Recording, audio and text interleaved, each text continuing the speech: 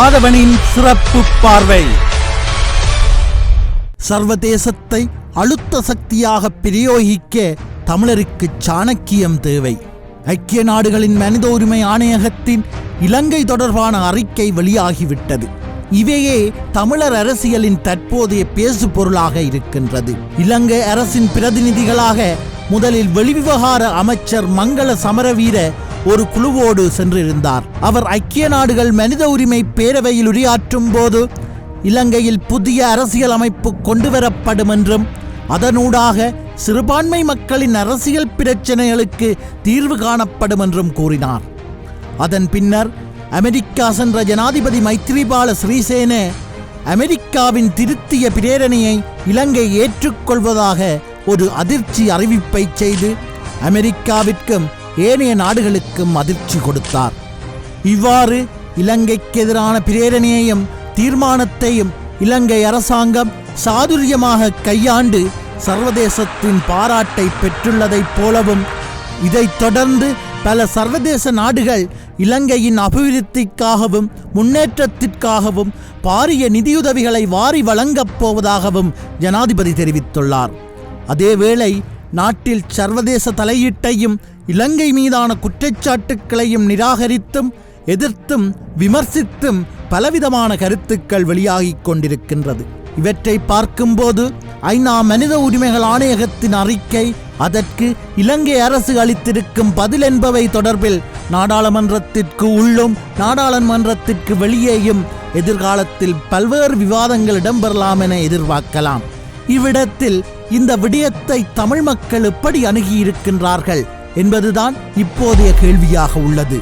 தாயகத்தில் வாழ்ந்து கொண்டிருக்கும் மக்கள் போர்க்குற்றம் மற்றும் மனித உரிமை மீறல் சம்பவங்களுக்கு சர்வதேச விசாரணையை தேவை என்று கோரி கையெழுத்து போராட்டம், நடைபவனி போராட்டம் என்பவற்றை நடத்தினார்கள்.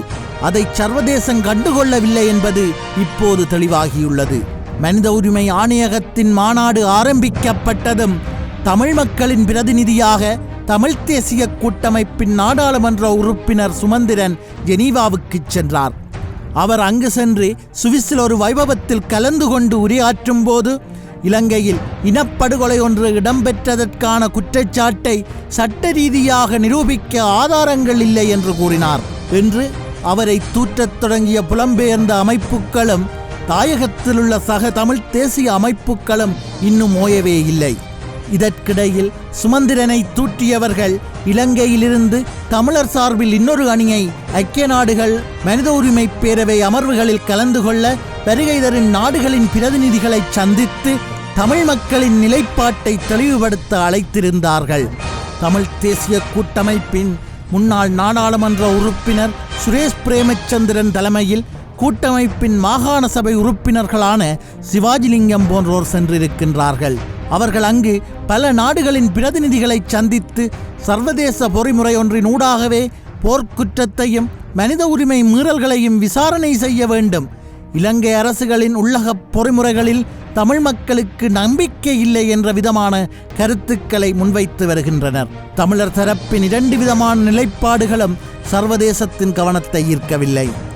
நாம் விழிக்கும் சர்வதேசமோ தமது அறிக்கைகள் குறித்தும் தீர்மானங்கள் குறித்தும் இலங்கை அரசு என்ன நிலைப்பாட்டை கொண்டுள்ளது என்பதிலேயே கண்ணாயிருக்கின்றனர்.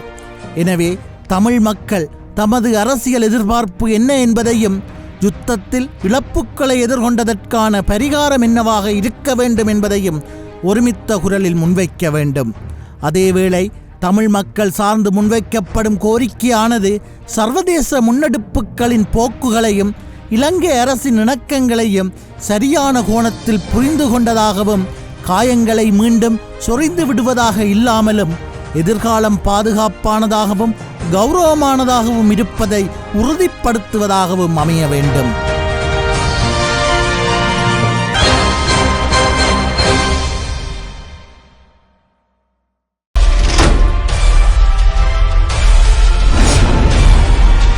ஆதவனின் சிறப்பு பார்வை.